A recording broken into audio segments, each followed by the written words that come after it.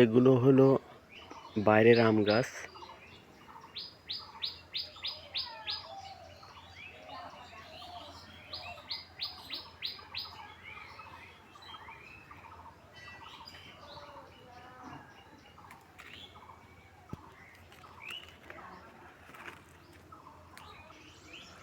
আল্লাহ huge পরিমাণে আম দিছে।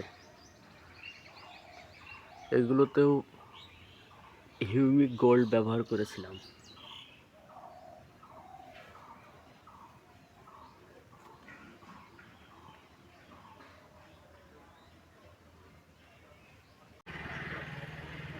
এখানেও সেম, মুকুল আসার ৩ মাস আগে গাছের গোড়ায় প্রচুর পরিমাণে হিউমিক গোল্ড দিই।